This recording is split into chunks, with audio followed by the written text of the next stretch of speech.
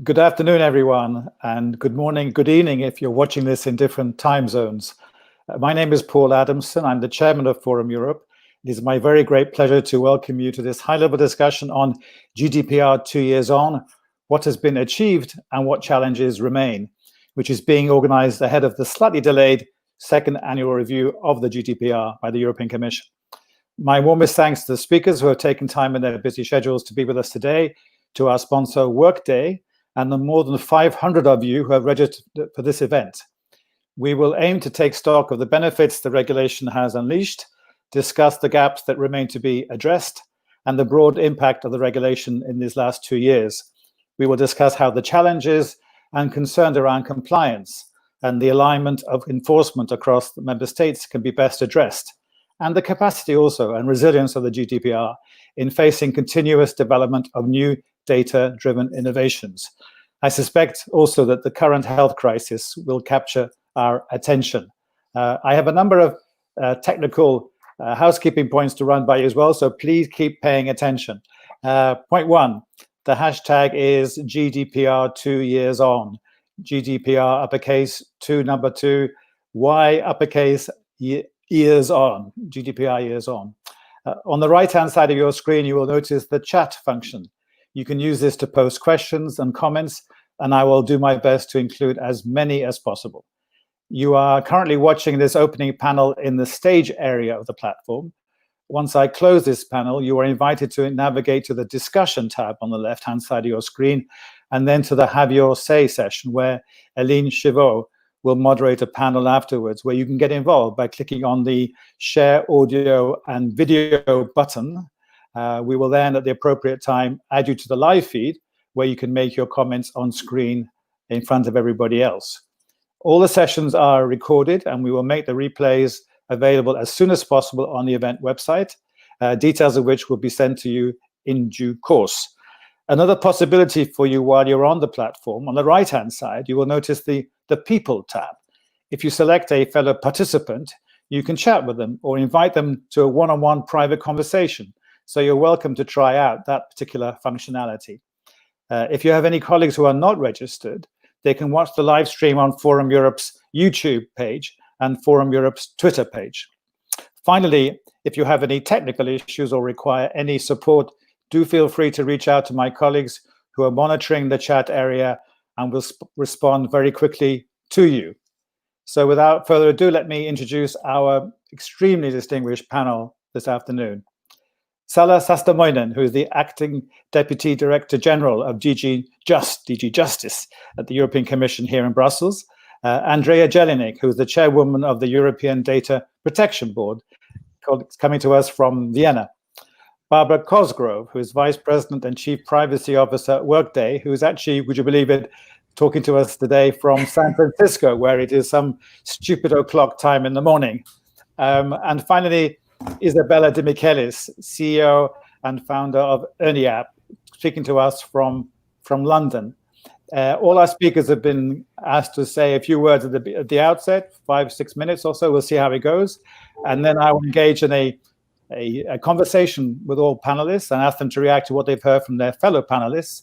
And then in very short order, I'll be looking out for these questions coming in from you, the audience, and you can take part in the discussion as soon as we could make the time available to you. So I think that's well enough from me, and it gives me very great pleasure to invite Salla to take the floor. Over to you, Salla. Thank you very much, Paul, and good afternoon to everybody. It's great to join you all this virtual way today afternoon on a very topical subject about the data protection, about the GDPR. Topical in the sense that we have now used some time to evaluate the GDPR in the Commission. Unfortunately, we did not get it fully completed as a Commission report by this event. So I will speak you still in the general level. But the good thing is coming in 1 week. On next week, it's scheduled to be adopted by the College, and then you will have the full Commission report on the implementation of the GDPR for the first 2 years. We have built up our report in quite broad way, taking into account also what the regulation says to cover the international transfer of personal data and also the cooperation and consistency between data protection authorities as specific aspects in the future report. The data protection and the GDPR is also topical for us all from that perspective that the COVID crisis that we have been living on has showed the importance of address the concerns of citizens as regards trustworthy digital solutions. That's an essential condition to finding societal acceptance for possible tracing apps, all those solutions that are driven by data. For all those, the GDPR is then our starting point. The regulation has been there for 2 years, so our last 2 years have been very much focused on the strong support for the implementation, for its implementation. We have engaged with the bilateral dialogues with the member states on the compliance of the national legislations. We have worked very closely with the data protection authorities, also in the context of the European Data Protection Board. We support those authorities financially by grants, as for example, the resources for project is one of the aspects. And we want to maintain a close contact with a wide range of stakeholders. And that's why I'm also very happy that I heard that you are so many participating for today's event. When we are evaluating the implementation, we have been in contact indeed with a broad range of partners, from the Council to the European Parliament to the data protection authorities that I mentioned. This was mainly through our GDPR multi-stakeholder group. And then I come already maybe one of the first main messages. The evaluation does not aim to reopen the GDPR. That is then something that we can conclude. It's an evaluation opportunity to assess the progress made and to see what are the areas that will need further addressing. And all the actors who have been involved, we find that working together, focusing together our efforts will bring us even stronger, better enforcement and implementation of the general data protection regulation. This is even more important because the GDPR is the main crucial component for a human-centric approach to technology and digital transition. Digital transition is one of the clear priorities for the Commission currently. It is highlighted by the actions like the white paper on the artificial intelligence and the European strategy for data that the Commission published, adopted quite in the beginning in its mandate. For the white paper, we have had the public consultation going on. All innovation, like what we are after with this kind of white papers and strategies in the data-driven areas, innovation needs strong data protection rules. And the GDPR does this. It has the flexibility, it has the risk-based approach and principles like the data protection by design, data protection by default. And these enable it to be the driver also for the innovation. Importantly, from the point of view of the single market, the GDPR creates a level playing field for all companies operating in our union market, regardless where they are established. The second part, another part from the implementation that we see is that the people, citizens, they are increasingly aware of their rights and that they exercise them vis-à-vis the organizations who are processing their personal data. We see that the individuals have been are start to be very used to for their rights. They are using the rights in practice, and there are also complaints to the data protection authorities. And this is not a bad thing. That helps the GDPR data protection environment to develop. So we find that this is positive. It shows that it functions in the practice, and the structures created by the GDPR are there to handle the issues or situations that might be problematic.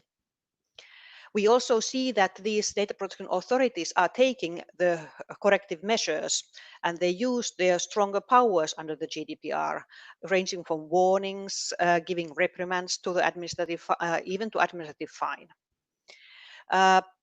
One point even a little bit referred also earlier, all this work by the data protection authorities means that they do need also the sufficient resources. And the situation here is a bit uneven between the member states. So therefore, we urge the member states to remedy the situation and ensure sufficient resources to these independent authorities. Next point to make is that by the GDPR, we established a quite innovative governance system to ensure the coherent, effective application of the regulation through the so-called one-stop shop.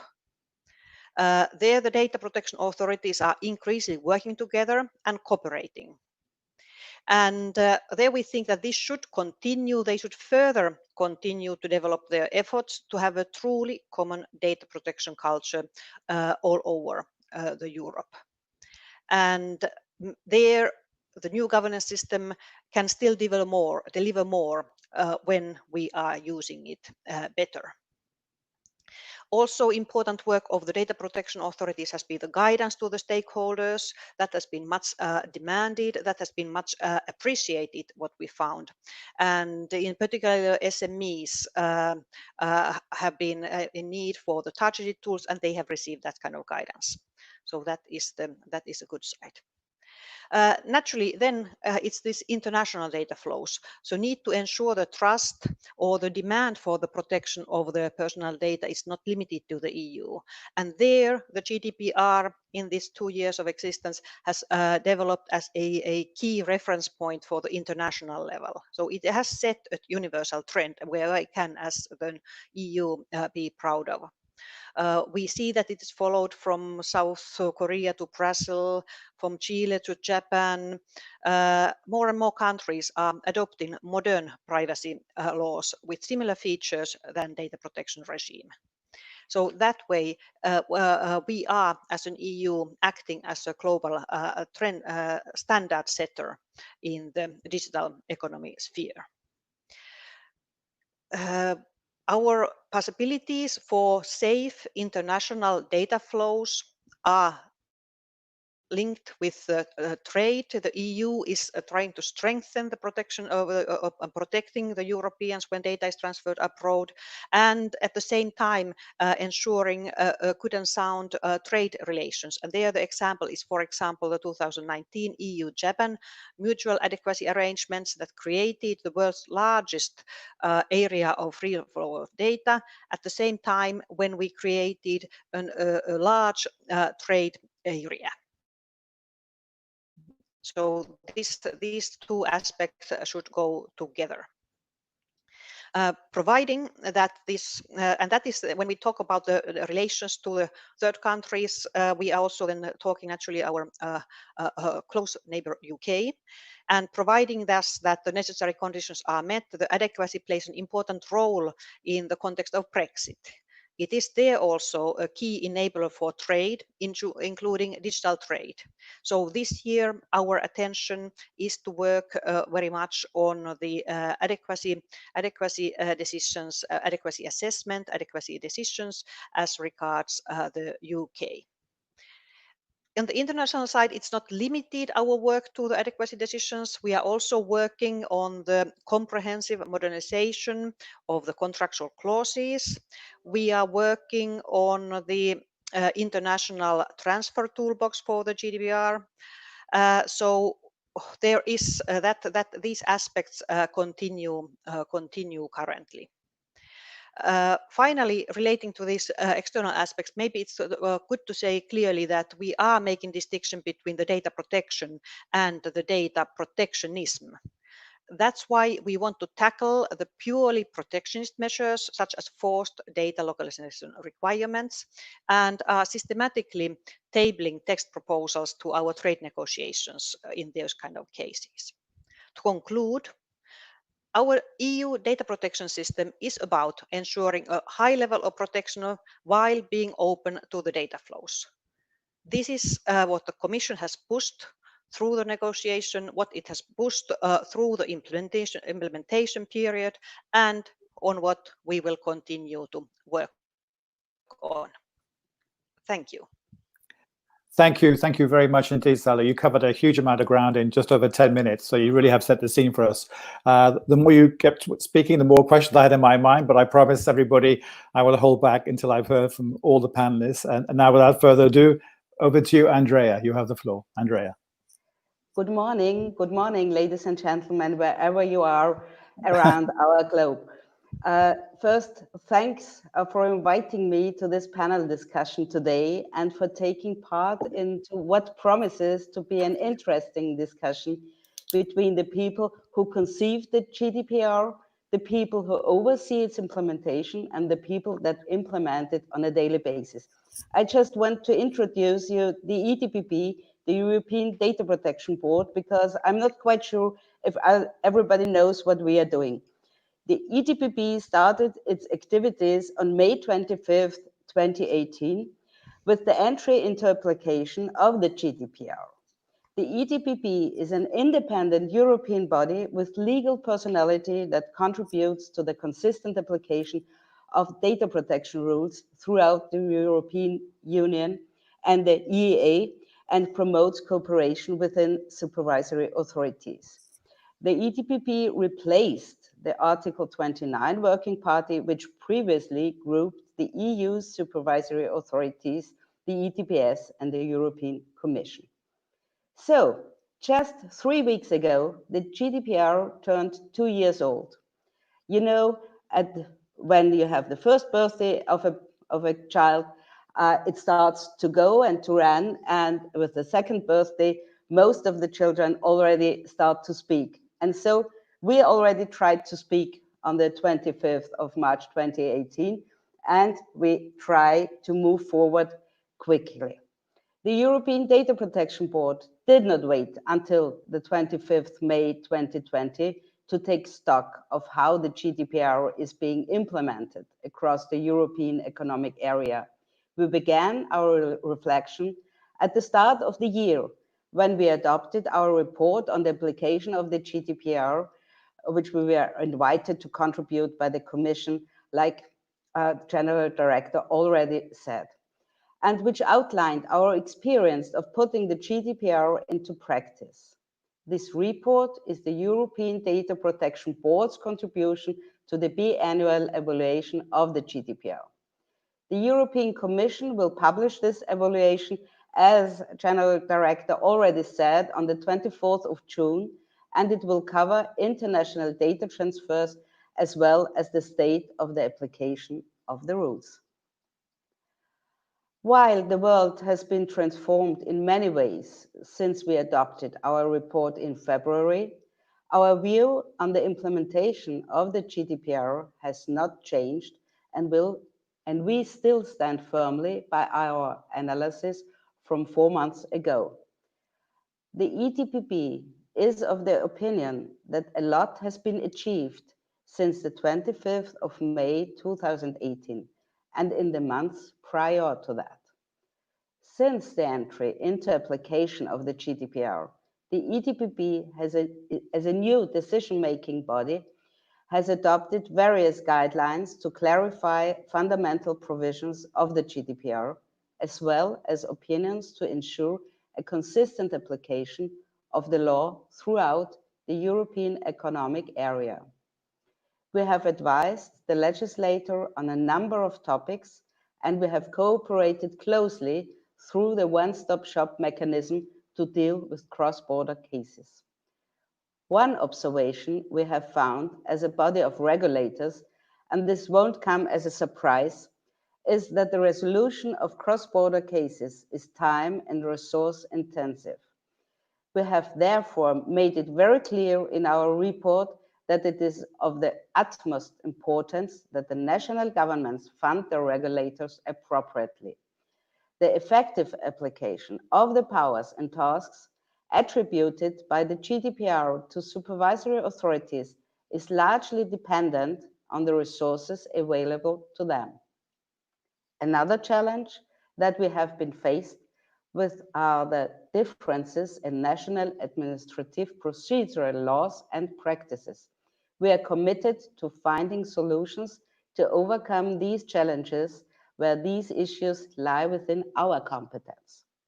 While the challenges we face when implementing the cooperation and consistency mechanism cannot be neglected and will require some more hard work, we are not in favor of a GDPR 2.0.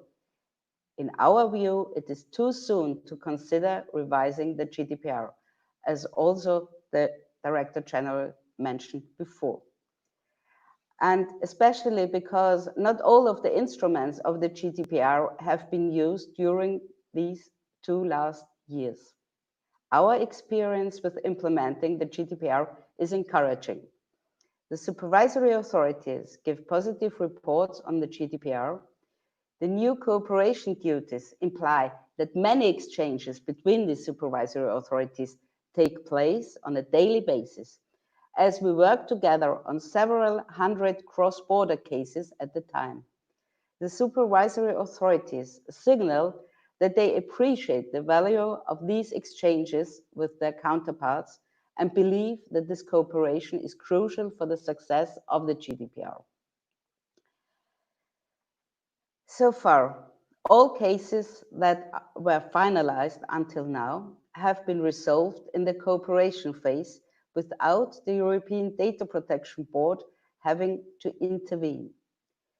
In addition, our stakeholders with whom we have dialogues via events, workshops, and surveys report that they find our guidance useful, pragmatic, and operational. We notice that our stakeholders are keen to engage with us. They are open to sharing examples from their daily practice to help us make sure we address and clarify the issues they have to deal with when implementing the GDPR. We also note greater public awareness around data protection. The development of tracing apps to monitor and contain the spread of COVID-19 today sparks a wide public debate, something which perhaps would not have been the case a few years ago.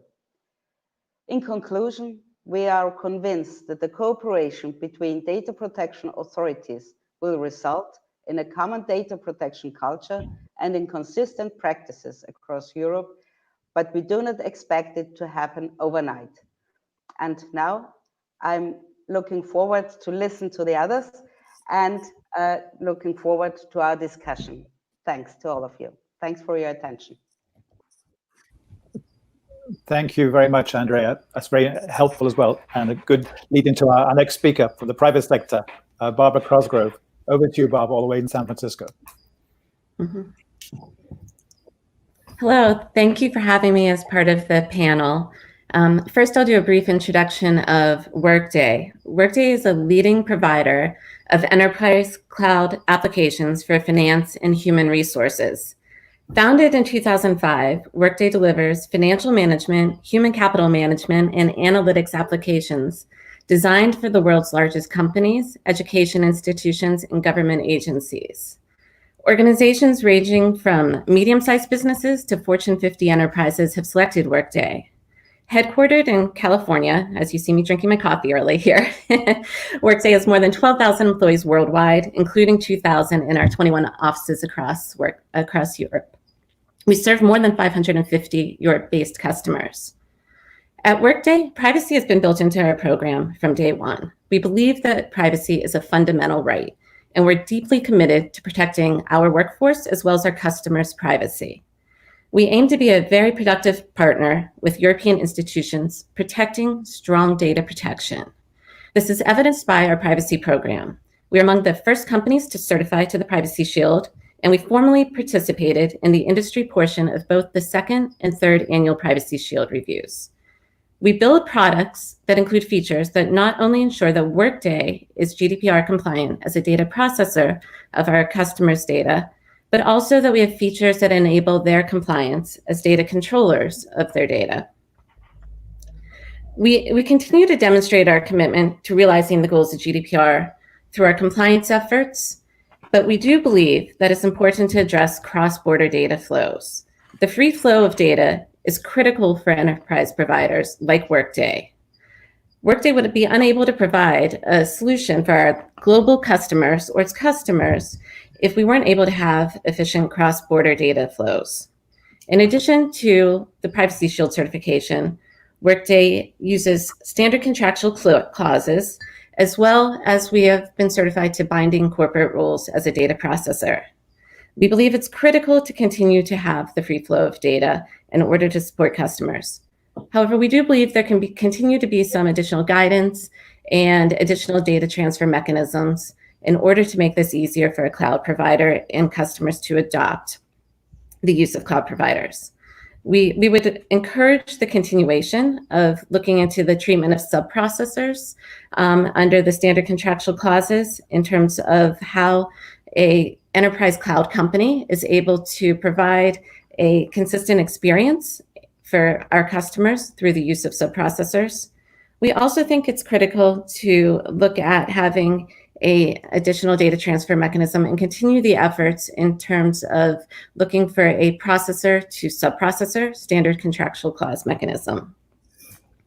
We are very appreciative of the guidance that the European Data Protection Board has issued.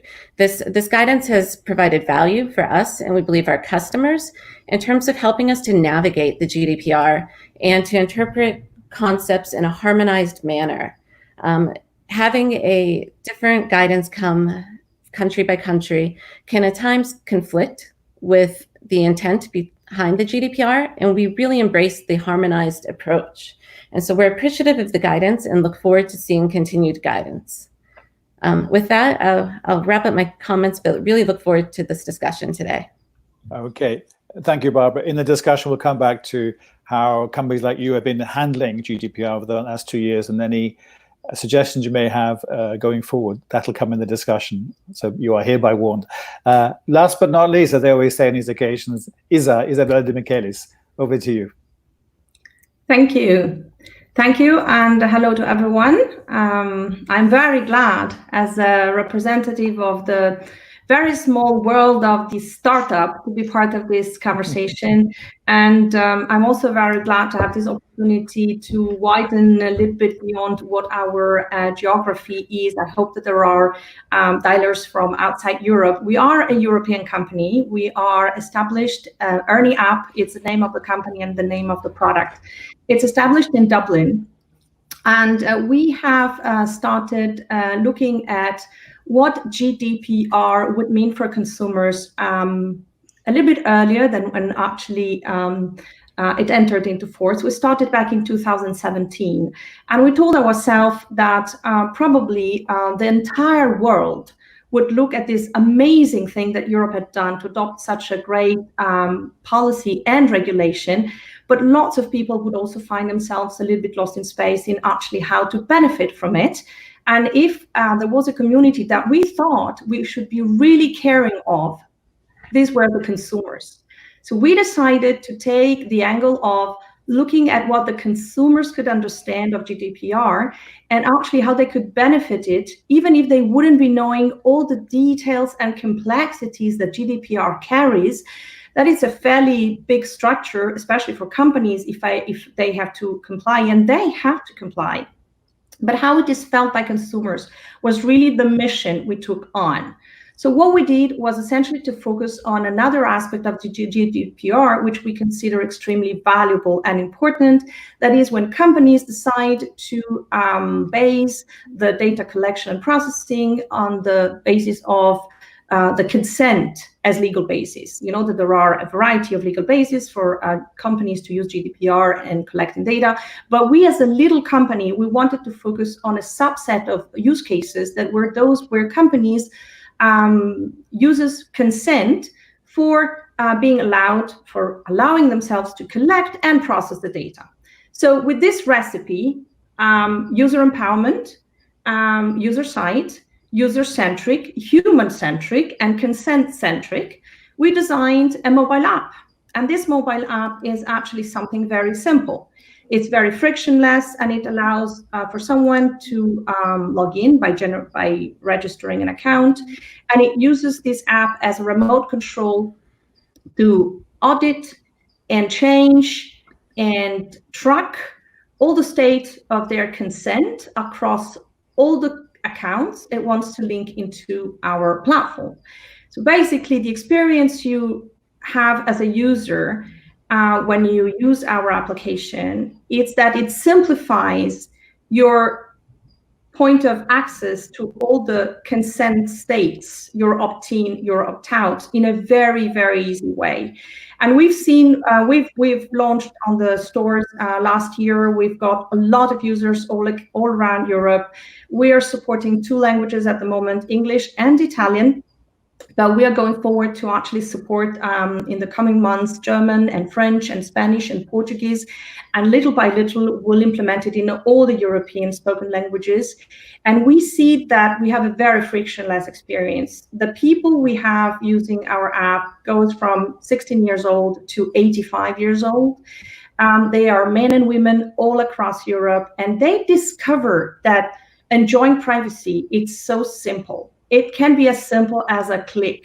You have your remote control, you have all your views together, you decide if you want to be opted in on Google or on Facebook or not.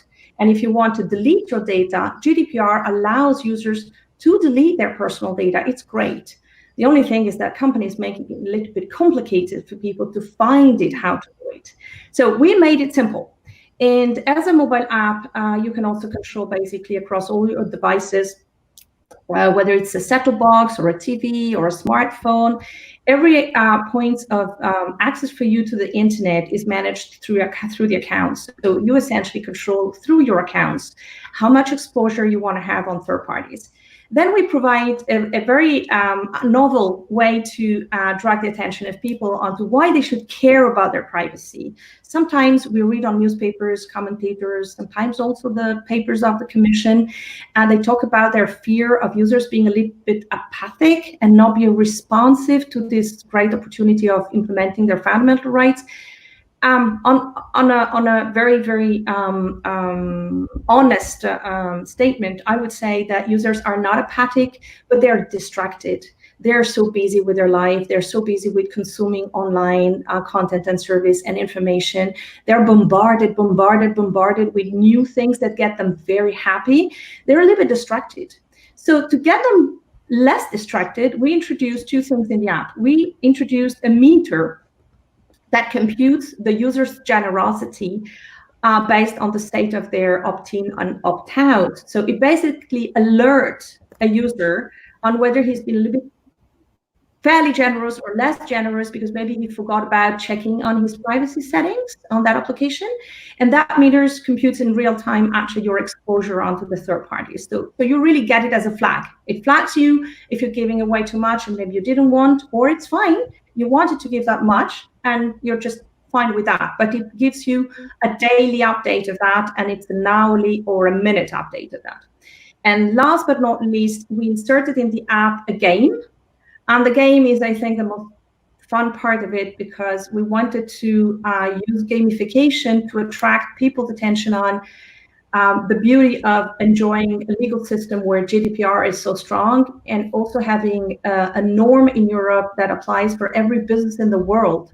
So you don't need to be in Europe actually as a company to be abiding to the GDPR. And it's a fairly big challenge because people, again, are distracted. They are solicited by thousands of pop-ups here and there. They visit websites all around the world. They can rarely really know and check whether the provider is based in the European Union or not. With GDPR, is beautiful. So the basic assumption is that all our users and every other one who will be checking into the application and registering with the application, they discover through a game a lot of the technicalities of how the GDPR applies in real life to mid-sized and big companies, to companies in Europe and outside Europe. But they also discover how technology works, what it is the cookie tracking, how you're tracked by Wi-Fi hotspot, or what it is your digital projection into when you're gaming or when you are maybe exercising in a place and you're wearing certain devices that track you. It also illustrates very, very simply how data monetization happens online, because we think, and really I'll probably close there, I don't want to jeopardize too much the time today. We really would love to have lots of questions about the model we pushed out. We think people get attentive when they realize the intricacies of how the internet world and how the monetization work and how the privacy work. They need to know who the players are, and they need to know they are part of the equation. Sala was mentioning how it's important for innovation to have a strong data protection foundation, and we cannot agree more than that. At the same time, the users, they need to understand that to make innovation flourishing, there is a need for data. So you want to have a very strong, transparent, and trusted environment for companies and people to collaborate on an equal footing. But because there are so many companies not behaving right and really, really mismanaging the people's data, it's also important to have unilateral solutions for users to enforce their rights. So I'm a particular fond of the provision in GDPR that allows the user not just to opt in and opt out, but also to delete their data and also to transfer the data that apply to them within a certain service provider cloud storage databases, because the world of business needs the data. But those data need to be consented to be monetized. Because the consent resides in user decision and the technicalities of how to track and tag that exist. We think the most beautiful thing GDPR did was to actually create this ability for the user to become stronger and to become effective and to become very effective in how they're going to be confirming their trust on the companies that deserve it and sanction the companies that don't deserve their data because they don't deserve their trust. So I think I'll stop here and I'll be very happy to hand it over to you, Paul. Thank you very much, Isa. Well, that concludes the opening interventions by our panel. I see we're already getting questions in from the audience, which is very good news. I did say at the beginning also I'd be inviting the panelists to react to their fellow panelists. But before that, I have some questions, brief questions to put to some, if not most of you who've already spoken. First of all, to you, Sal, if I may, I get the very clear message you said that this evaluation is not an opportunity to reopen GDPR. A clear message to all the lobbies out there: don't use this as a way to fighting old battles, I suppose, in effect. But nonetheless, I'm sure this is not the document due to be published next week is not a bland document. You've invited and received, no doubt, many unsolicited inputs from different stakeholders. So obviously you can't say too much about the content, but in broad terms, have you been pleasantly surprised by the reaction of GDPR 2 years on, or some things taken you by surprise, which you think genuinely and sincerely merit further attention from the European Commission's point of view? No, thank you for that question, and thank you to also first to all the co-speakers. That was extremely interesting and useful to hear. But this is something that we have been indeed doing. We have been trying to work very closely with the stakeholders from the public authorities to the private side for the last 2 years. And that means that there is not so much surprises. We have seen throughout the 2 years implementation period that those aspects that we will then report on. The aspects, for example, it was as it was mentioned for Andreas, that there has been the guidance for the data protection board, and that, as said by the others, that has been very useful. It has been very much welcomed by the users, so by the companies. That means that type of guidance that should continue. The second point, what I also mentioned already, that people are already aware, they use their rights, and they are really appreciating the privacy. This is a feedback that we are getting. So that way, and that was we couldn't ask them then more better speakers, like what there was both Isabella and Barbara were saying. So it's very much similar feedback what we are getting. It is then for the international data flows, their importance has been stressed, what we have received, and that is something that we will indeed continue working on, that toolbox that can be used, and working on further for the adequacy decisions. So there's a long list of the countries. We are checking the existing adequacy decisions, and we are looking at the further than countries and are in contact with them. So those stakeholders are indeed what they are asking. They are asking this consistent, harmonized enforcement. And that I can say that that's naturally something that we will then support also in the report. Oh, okay. A question to you, Andrea, please, if I may. I was intrigued by Sala's introductory comments when under the rubric of governance and the one-stop shop, she made the point about the need to do more to create a common data protection culture. And you said in your own intervention that there's an issue there because cross-border cases certainly are time-consuming and quite costly, and you need more resources. I accept that. Apparently you muted yourself, Andrea. You have to put yourself back on unmute, okay? I thought the whole point of having a regulation, which was replacing a directive from 1995, was to use the jargon, direct effect. So I'm curious to know why there is these huge these certain disparities across member states, and how big an issue is it about creating this common data protection culture that Sala referred to? Thanks for passing me the floor regarding these issues. First of all, I want to thank the Director General because in her speech, she mentioned that it will be necessary, and it's still necessary, that the data protection authorities, that the national independent supervisory authorities are getting sufficient resources from their governments. This is one of the issues. The other, one of the other issues is that there are different administrative procedural laws, which makes it really difficult to overcome these differences, but we try and do our best. We already made a study on this issue, and we are trying to overcome this as far as we are able to. And it is really interesting that it helps quite a lot that we already were used to work together very closely as Working Party 29. And just to give you an idea about the amounts of cross-border cases, at the moment is the 3rd of June. We are working on more than 1,000 cross-border cases, and some of these cross-border cases are involving all of our supervisory authorities, others only 2 or 3 or 4 supervisory authorities. So you see, the exchange of information and the exchange of knowledge is very important in these cross-border cases, and it really helps to know each other and to speak to each other sometimes on a daily basis on specific cases, to support each other, to help each other, also to overcome also cultural differences.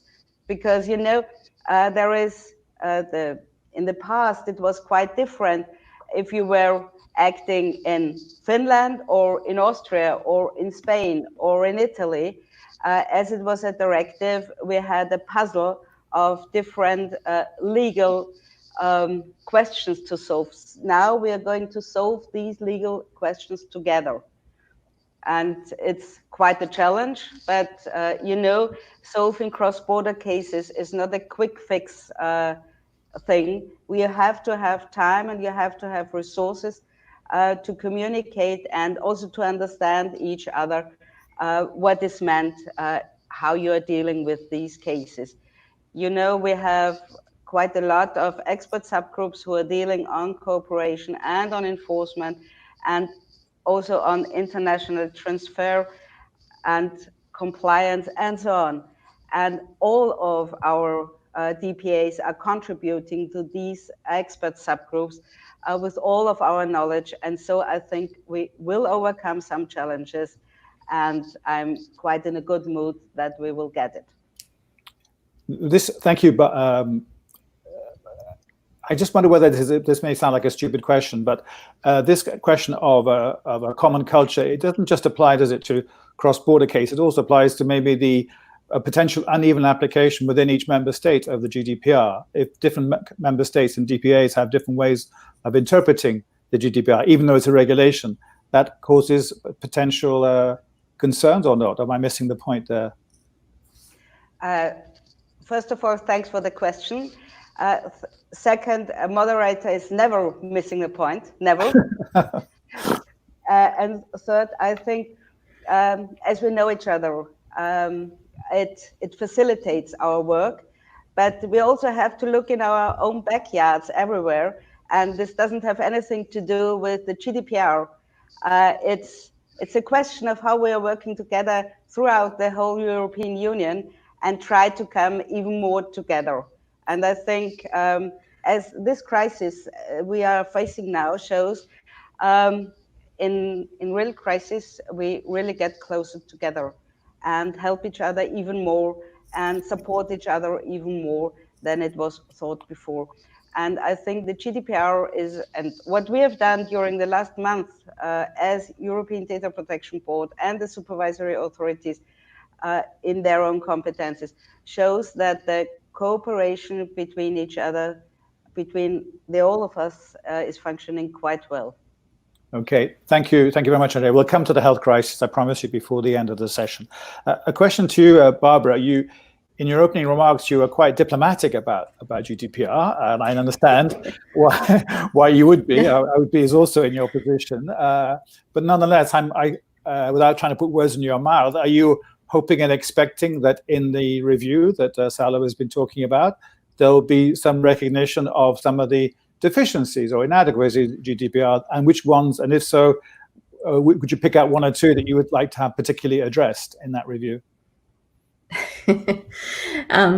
I will say I was more than, I wasn't trying to be diplomatic. We really do believe that and support the GDPR as a cloud company that processes data from around the world. Having the harmonized approach to data protection, we really felt was beneficial as opposed to having to look to the country by country approach. And at Workday, for the type of data that we process, we really need our customers to understand that we've built strong privacy protections into our program. We believe that privacy can go hand in hand with innovation. And so we truly are supporters of it.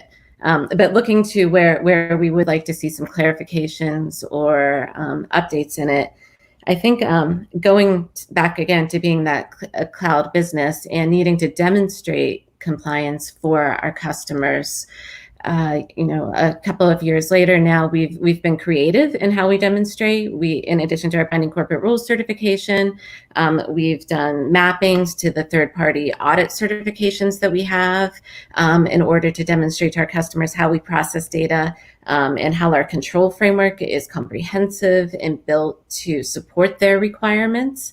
But we are really looking forward to the approval of a code of conduct or certification scheme as envisioned in GDPR. We do think that's critical in order to make those conversations easier and to be able to demonstrate that we are doing the right thing. So we are hopeful that one of those will get passed. We're strong supporters of having that type of compliance mechanism. So it's easier for a customer that's using a cloud service to be able to understand that a company is doing the right thing and to have that an independent way, just the way we evidence our other security and privacy controls. We really invest a lot in those programs to prove to our customers that it's not just trust. And so I would see that being a very positive thing going forward, just to see one of those mechanisms get passed. Okay, thank you, Barbara. And a question to you, Isa. That was obviously Barbara on the sort of B2B side of the debate, and obviously your startup is much more consumer focused with real people as your customer client base, but they're 16 or 85 years old, as you said. Salah made a point that you hear often in EU policy circles, no doubt sincerely made, that consumers are very grateful for this protection that GDPR offers, and they're increasingly, as many speakers have said, aware of what it's all about. Even without going into detail, they're aware that there are laws out there designed to protect citizens' data, all the rest of it. Having said that, in your experience so far with your new startup, do you have any sense that some consumers are quite happy to they accept as a trade-off between getting free services online and giving data, and that in sense the protection might be there, but if that means that certain services can't be made available essentially free of charge, then data privacy and data protection is less of a priority for them? Thank you, Paul. This is a very tricky question. I like to put it on me. So let's put it this way. I think that the users, I wouldn't talk about consumers, I'll talk about users, end users, have been spoiled for many, many years to enjoy new digital services, and this being frictionless. Because the way you get their attention and their engagement is that the service needs to be easy to use. What it is a little bit more tricky is to get them using a privacy service that comes for free to them, and it's still not in exchange of their data as an invisible transaction. Because I think that the users have now come a little bit more acquainted with the fact that it's not because the service is free, it is really free. There is an exchange, but there's no transparency in that exchange. Actually, there's no like a monetary reference or something. They can get comfortable with understanding what it means, but they are not completely oblivious on the fact that there is a transaction. Now, the reality is that the industry we all love, the innovation industry, and in particular the IT industry, is inventing constantly new things, new devices, new platforms, new solutions that carries and triggers and process a lot of data. And not all the time this data are personal, and not all the time the data are needed for supporting a free ad-funded service, which is an additional layer of complexity for the user to get understanding, because on condition that they were told the service is free because you give away your data, but the point is that you also give away your data if you pay the service you're paying. So there's no really more boundaries between a free service and a subscription-based service. The data are still collected and the data are still processed, and sometimes they're processed beyond the purpose for which they're collected.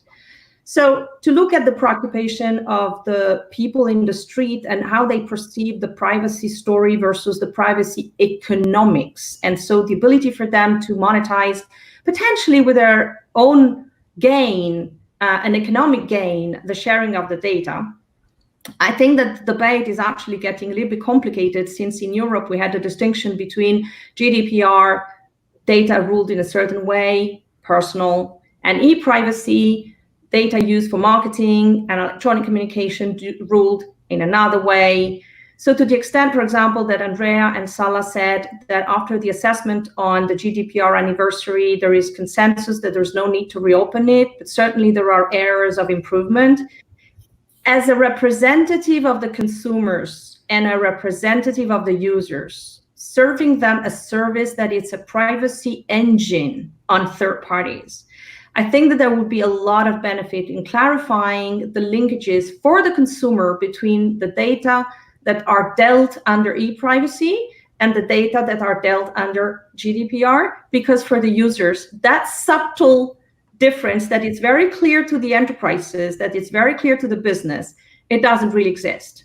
And to really finish my reasoning and to try to answer your tricky question is, the world is divided more or less in 50% people who are really caring about being private and protected, and the other half who is just about the incentives to understand whether they're going to be trusting enough the counterpart to share the data and give it for enrichment purpose, for contextual analysis purpose, for AI purpose. So it's a little bit of a wrong thing that when we say, are people really thinking that getting paid for the data is a good thing, and is it a feasible thing, is a wrong question, actually, because you don't need to be paid to make a decision that it's worth sharing those data in exchange of something else.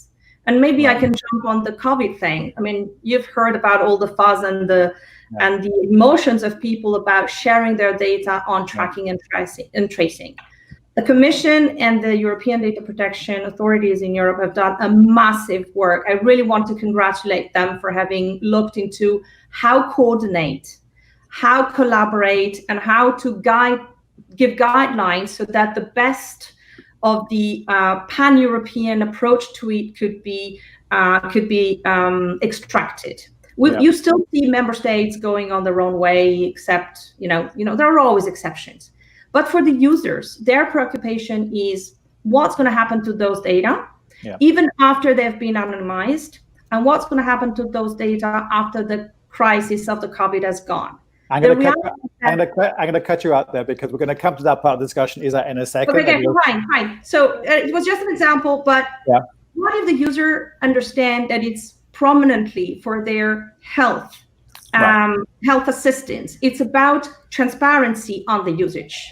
Right. So I'd say half of people care only about privacy. The rest of the world, we don't know. But if the incentives are transparent, they're going to make a more informed decision, and probably they're going to be more open to share. Okay, thank you. We will come back to COVID-19 because there are questions coming up from the audience. Before I take questions from the audience, I did say at the outset, if anybody in the panel would like to react from what they've heard from their fellow panelists, now is the opportunity. Anybody want to react to what they've heard from their colleagues on the panel? If not, we go straight to questions. Okay, I'm going straight to questions. The panel can see the wording, by the way, on the right-hand side of their screen. So the first question is to you, Salah, from a gentleman called Alexander Alvaro, who's owner of a company called CCS. I'm not quite sure what that means, sir, or what it does. The question is to you, Salah, as follows. Can the GDPR with regards to AI, artificial intelligence, be considered a competitive disadvantage compared to China and the United States? Salah. What we think is that it raised what I talked about, the innovation, so that the high levels of the data protection and the innovation, including the AI development, they can go hand in hand. So we haven't seen the evidence that the GDPR is that type of obstacle of the sharing the data that is needed for the AI that would hamper. I mean, it's often famously said that the EU has the values, while the others, US has the technology, China has the data. So, but what we think that we have shown with the GDPR, that it can be a standard-setting value. So what we are working also that what the AI should be human-centric, respecting the fundamental rights too. And that way, these two can go together. The GDPR was created to be technologically neutral, so that it can be applied, it can be interpreted, and the solutions can be then found by developing new technologies that they are from the outset data protection compliant. So what we don't see that it's the GDPR that would be in any way hampering the development of the European AI. And the AI does not always require personal data, but even when it requires, still then the fundamental rights would need to be respected. And we are, just to remind that the regulation there are ways to allow the further processing of the personal data, and that we can, when we have methods like the pseudonymization that can be useful tools in this context, and that are recognized under the regulation. So all in all, we see that these two developments go hand in hand. Thank you, Sarah. Well, one reason why I was so rude to Isa, because of the next question, which is about COVID-19. So question from a lady called Nathalie Lanere, Director of CIPL. I'm sure everybody knows what CIPL is, even though I don't. Addressed to the entire panel. How do you reconcile the GDPR requirements and the increasing need to share data among public and private actors, as evidenced by the COVID-19 crisis? We can also broaden the question out, it seems to me, because again, from my perspective, see an awful lot of attention is focused on the private sector and its compliance with GDPR, and we tend to occasionally forget that it also applies equally, as you will confirm, to the public sector and public authorities. So who'd like to, maybe not tell this time first, but anybody else like to respond to this question from Nathalie? The sharing of data between private and public actors. Okay, Isa, go back to you, Isa. Okay, very quickly. I think, again, the question is about transparency. If the system is transparent and there is accountability and traceability, means that no one can cheat the system, and it's human-centric. As Salah said, we have a system that is human-centric, and then we have the beauty of the technology that can automate things. But the technology can also trace and make very clear what the accountability metrics can be. If these things can spouse together, there would no be difficulties in finding the situations and the context for which users would consent for these public-private partnerships. They consent if they are in control of when they want to change their mind. So unilaterally, the users should be given tools to activate deletion, for example, that they control, not someone else. They should be able to do it.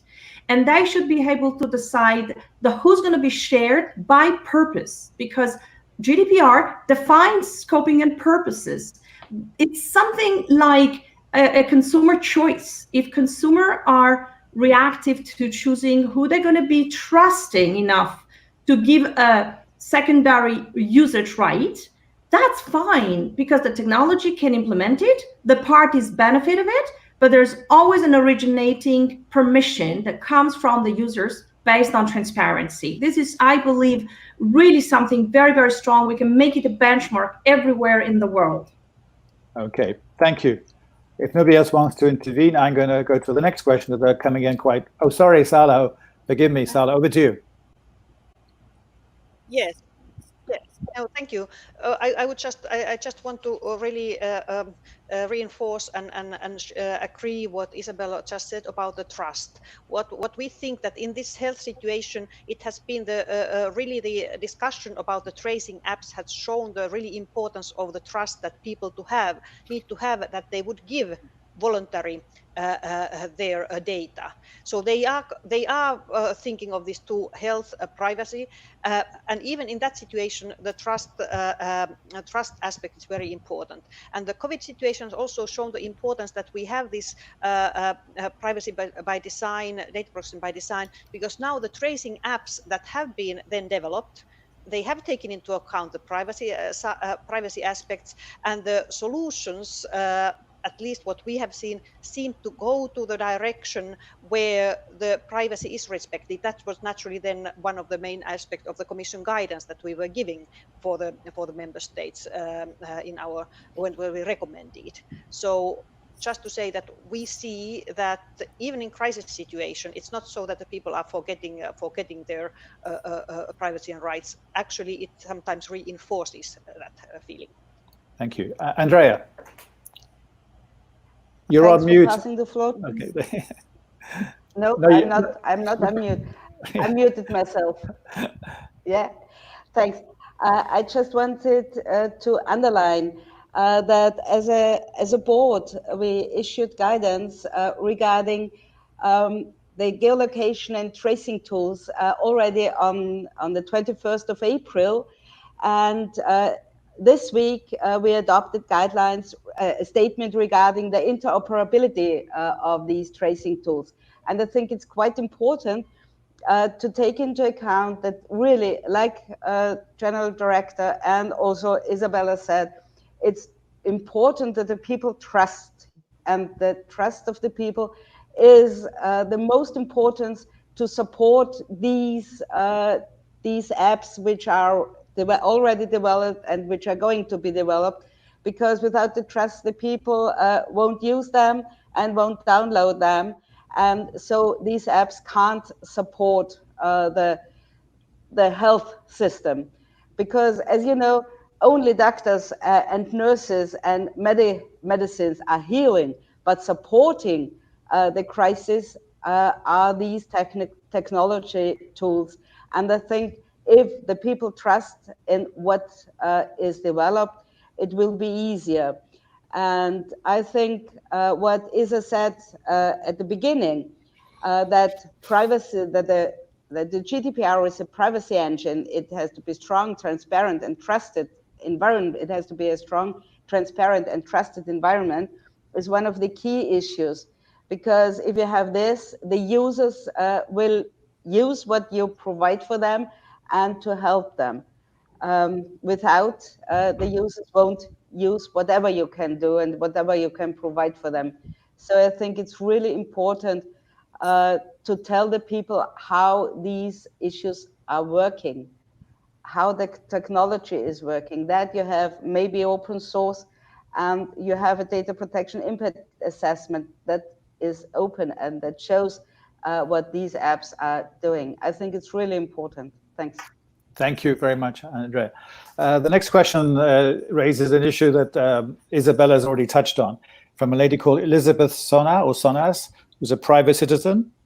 The question is as follows: once the pandemic passes, I am concerned with what will be done with any anonymized or de-identified data collected by technology companies and governments for the purpose of addressing the public health crisis.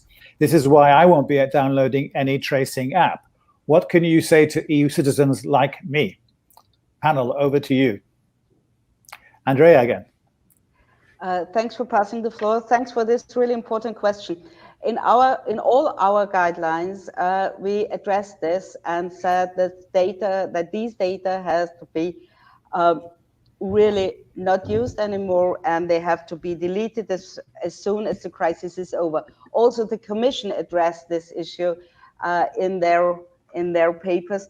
And in addition, when you as a government want to give some aspects of the GDPR a different spin, according to Article 23 GDPR, the board is just developing guidelines what you have to do that this is legal and covered by the GDPR, and it always includes an end date.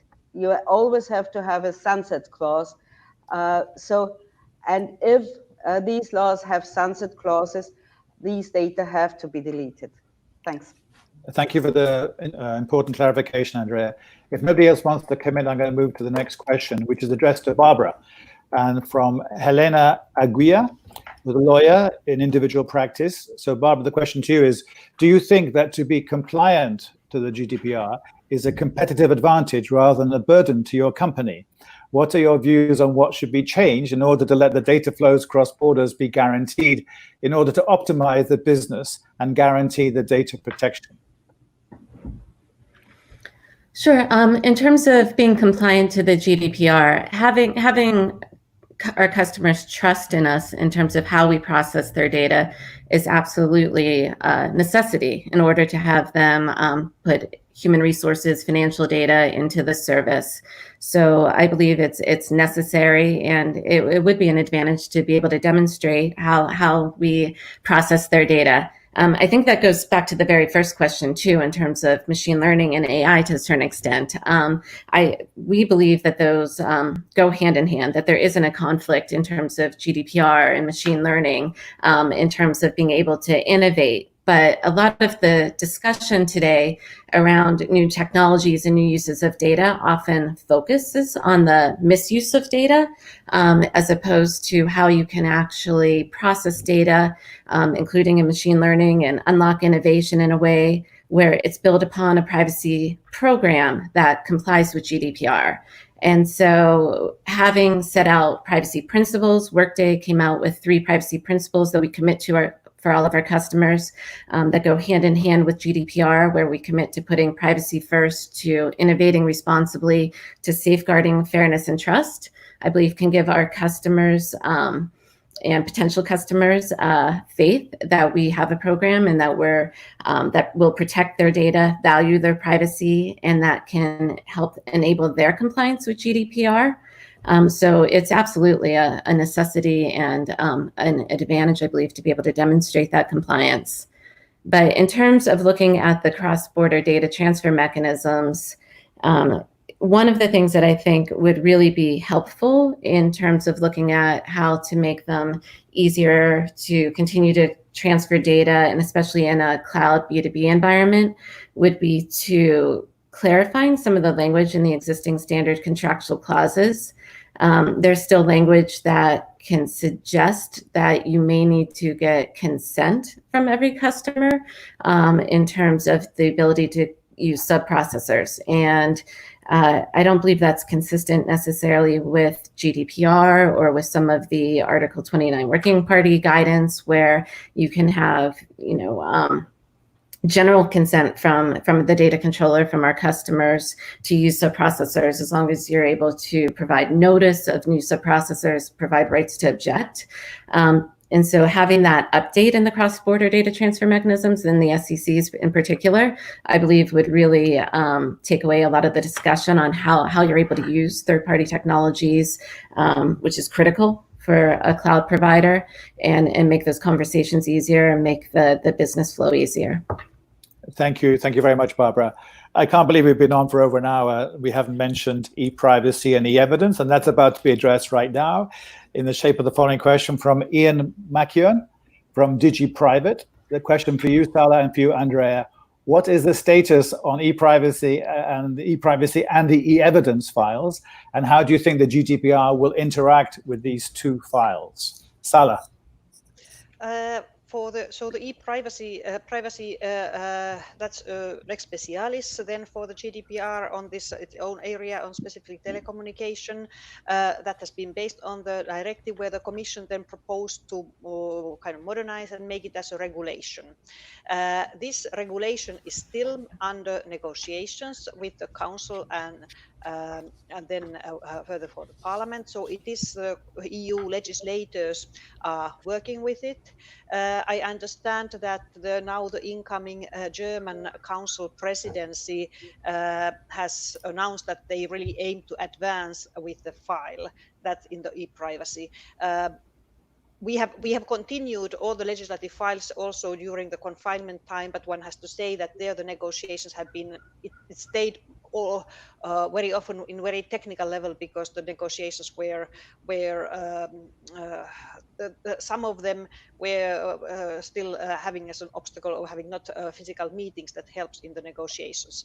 But the work continues. Same then for the e-evidence file. It's in the negotiation, and there the progress and is needed then rather from the side of the European Parliament. So we are waiting for the European Parliament position. Parliament is also working on it, and we hope that then in the second half of the year it would go further there. And if I may, these were two pieces of legislation that has the link. So what we aim from the point of view of the GDPR is naturally the coherence. So the Commission point is to work that all the rules are coherent to each other. So bringing the same principles. Because I wanted to mention then one more piece of legislation. We talked about this kind of the using the data in transactions. What you asked about for the consumers. So that has been also taken into account in our consumer protection legislation. In the digital contents directive for the consumer protection that was adopted last year, which is now in the implementation. So that brings, for example, the consumer rights for remedies, also in the cases where the transaction was made with data. So we have some legislation we have been able to adopt. So GDPR, then was the Consumer Contest Directive, for example, and now we are still then working for the e-privacy. We are working with the e-payment. So certainly that's a challenge, but that's where we try to that all this the framework of our acquis would be consistent to each other.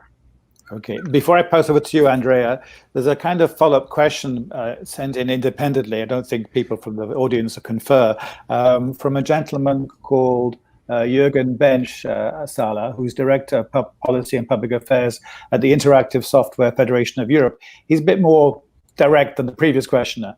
The proposal for an e-privacy regulation risks undermining the GDPR.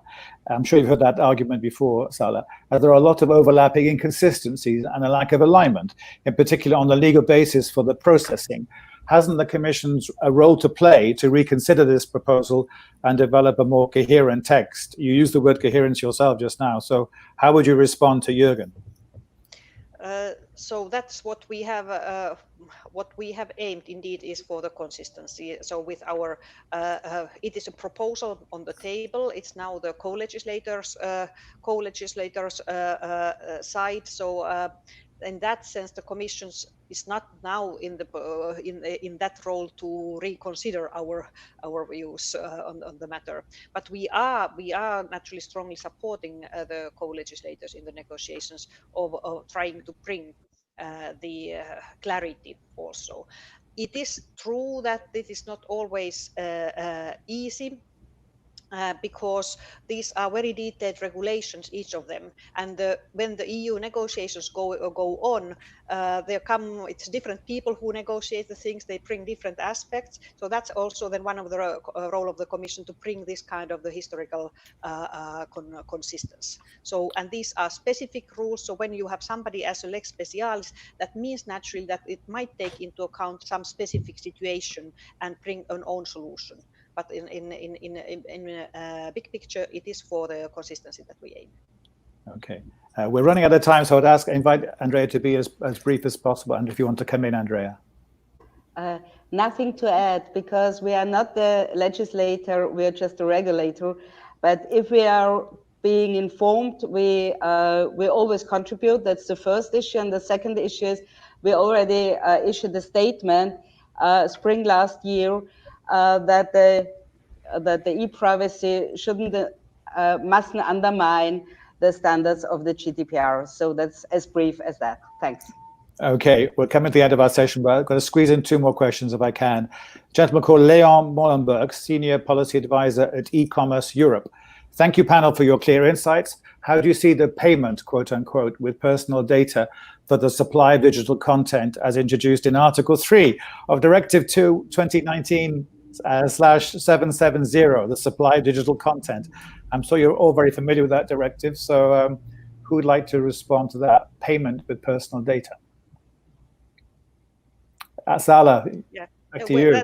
I can be very brief on that, because this was the one what I just mentioned, that we Right. do have these rules that ensure the rights of the consumers also in this kind of situation. So it is about the using the data in the transactions. Okay. And when we negotiated that, we try to be clear again that this is then is done in a way that is compliant with the GDPR. Okay. I'm going to take this as the last question. And in fact, it's a second question from Alexander Alvaro, but let's use it as a way maybe for the panel to give their kind of concluding remarks. So they either address the question head on, or they just cheekily use the time I'm going to give them to give some final comments. The question again from Alexander, do any of the speakers believe it was, when drafting the GDPR, a mistake to make it technology neutral? For example, how does the quote unquote, the right to be forgotten fit blockchain, a technology especially designed not to forget? Let's go in reverse order. Isabella, do you have anything to say to that, or do you want to say something else in your last intervention? Again, the tricky questions for the startup. Okay, fine. I can pick up on that.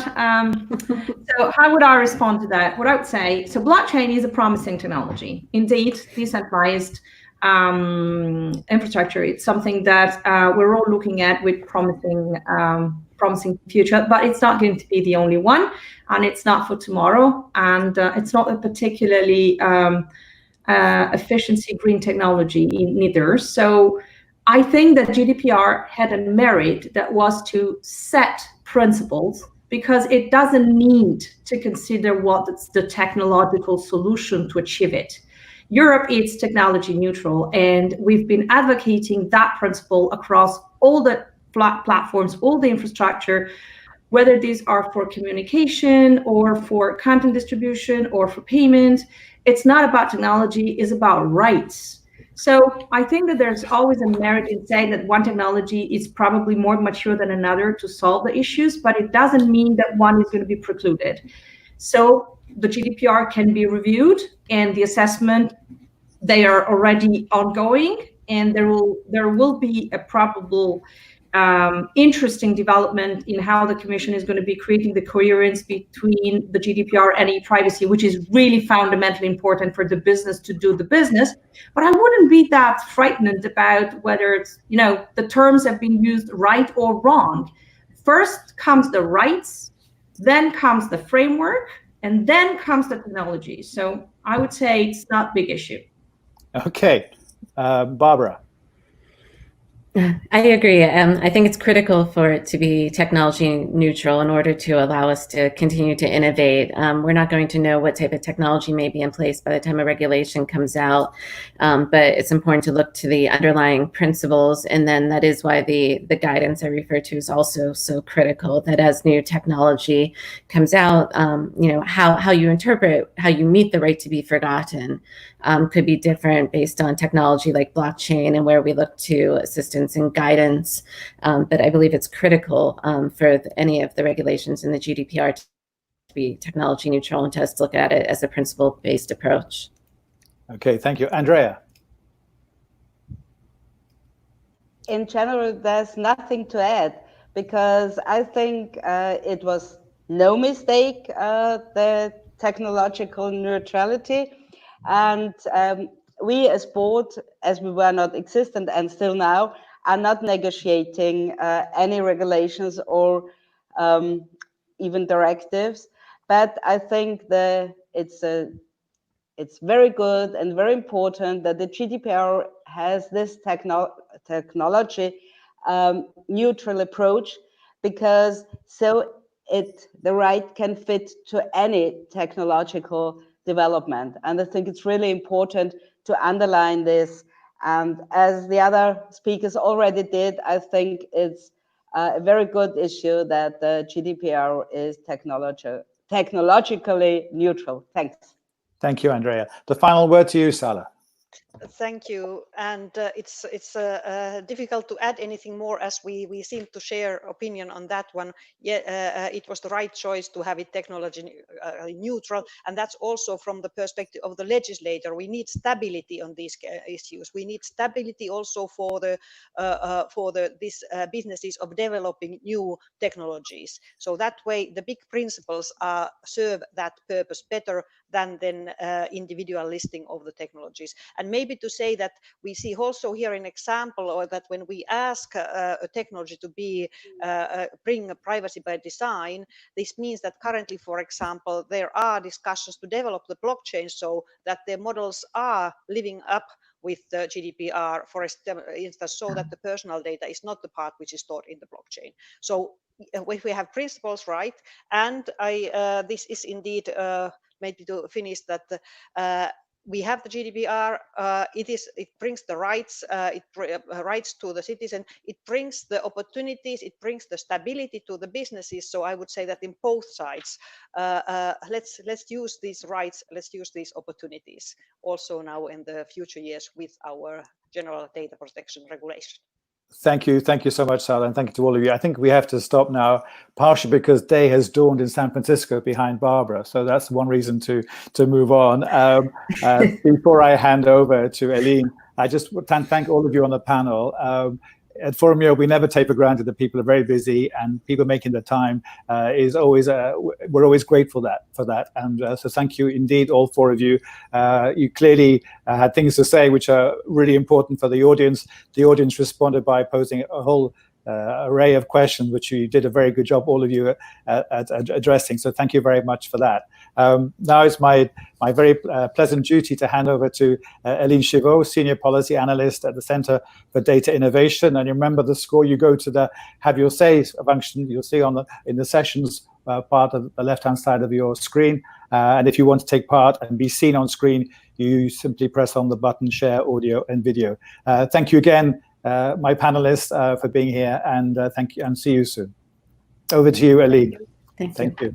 Bye.